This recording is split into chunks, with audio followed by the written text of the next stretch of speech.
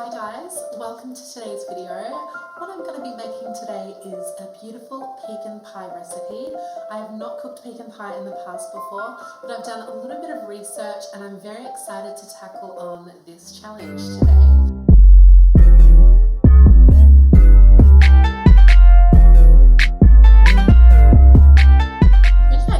Without further ado, we've got a large mixing bowl with the flour in it, and I've had some butter that I've cut up previously into 1 centimeter cubes, and we also need some iced water. So I've got the flour here in the mixing bowl and the butter, which is on this knife. So we're just going to pop that into the flour. Now this is very precise, but we need to mix this in a certain way where it's not completely combined, but it has to be like a very kind of like rubble-like consistency. And I'm going to put some salt. I'm using sea salt, so it's just one of these and then a half of these, and this is 1 milliliter, like so. Let's get to the mixing. Now, if you know, last time I was doing a cooking video, I do not like using my hands, but a lot of methods do call for it. And that's why it's really important for the butter to be cold, because your fingers can really heat up the butter and then turn it into like just a melted liquid. So you don't want that at this stage of the cooking. You want this kind of a consistency. It's like half flour, half butter. Now with my ice water, I'm grabbing 3 tablespoons and I'm putting that into the mixture. So now I'm using a fork and I'm just going to mix that all together. So basically just combining that water and just briskly mixing it all together. All right. So now I'm just taking all the contents out onto a chopping board, and what I'm going to do is mold this into a nice little ball. So I'm just using my hands lightly and I'm just making this into a little ball, and then I'm going to use some Glad wrap or some cling film and just putting that around to then go in the fridge. It has to rest in the fridge for about 30 minutes.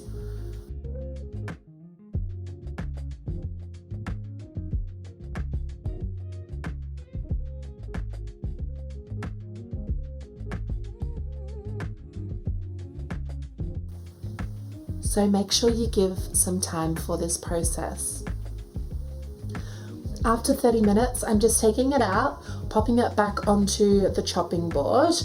I'm just going to roll it out and try and get the pastry to be as large as the pan that you have provided for it. I'm using a 20 centimeter pan, so you want to basically get it to fill the same width of this, with a little bit more on the outside so that you can roll it up and have that really nice pastry kind of barrier. I added just a little bit of flour so that it's a little bit easier to roll and it's not going to stick to the rolling pin.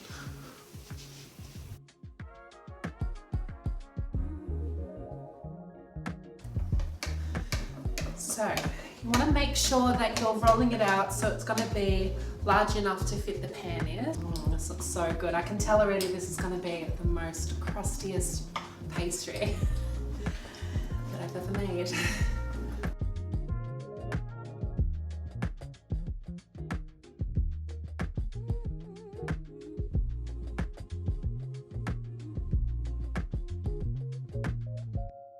Okay, so just over a cooktop, I've got the stove on a medium heat.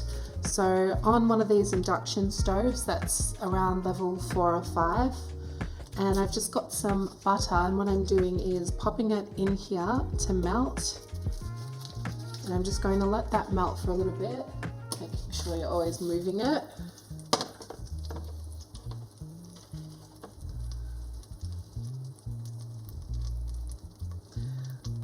And once this is melted, we're going to combine the brown sugar, and then we're going to give that a good whisk.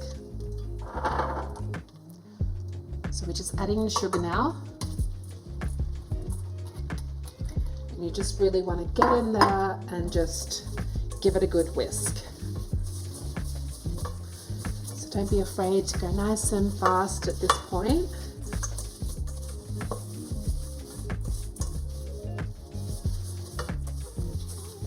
And then we're just going to take that off the heat. Okay, and now we're going to add the corn syrup. So this is like almost like gelatin. And then we're just mixing all of this together. And you can see now it's really starting to form that magic. So this is what we really want. We want that consistency to be almost like caramel. See how that is looking? Isn't that just gorgeous?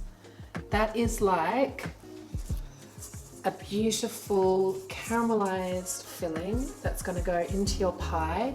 And when you're eating it with the pecans, it's going to just taste like a traditional, beautiful recipe. So I'm using this sea salt, just a pinch. And then we've got vanilla extract. Okay. And then I'm adding about 10 mils of vanilla extract. And we're just mixing that in. The aromas are the best part. So I've also got this orange, and I'm going to use some orange zest inside the flavor.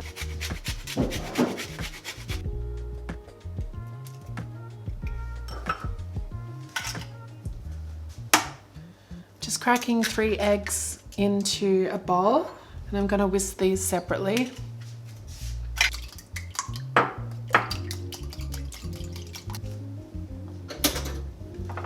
And then just add that to the mixture.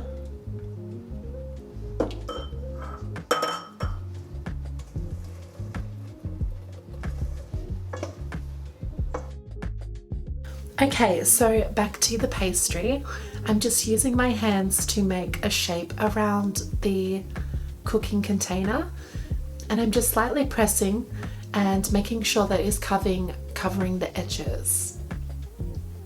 Then I'm using a fork to stamp some holes in the base, and this is just going to aerate the base so that you don't have a soggy bottom.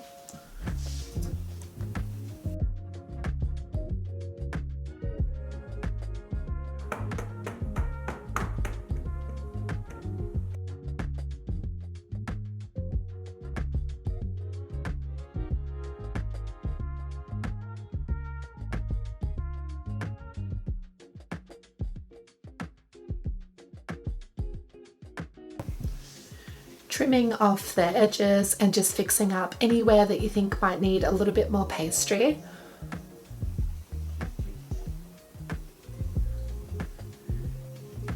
And to give it that bakery's kind of a touch, I'm using the fork and I'm just stamping around the rim, and this will look really cool when it's baked. It'll kind of look like something that you'll get in the cafe.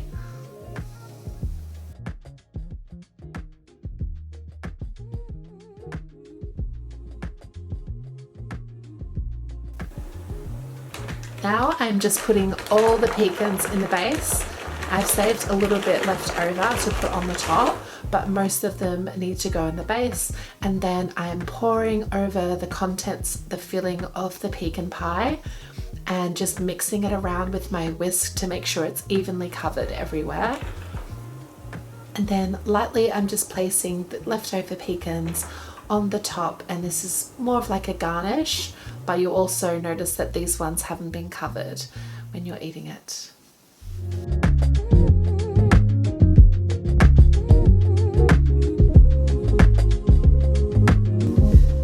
So this just has to be left in there for about 15 minutes. It should solidify in the center, and you should have a lovely pecan pie.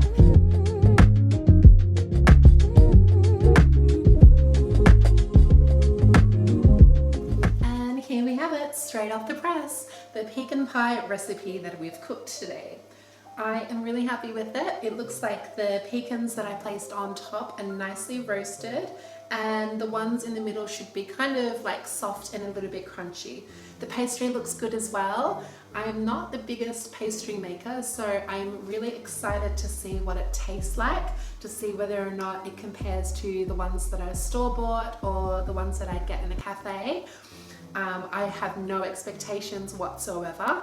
I'm just excited that I made a pecan pie that turned out to look quite nice. So let's just hope that the taste matches that as well. And the next video is going to be about how I put the afternoon tea together, as well as setting up the table and making some lovely afternoon tea sandwiches.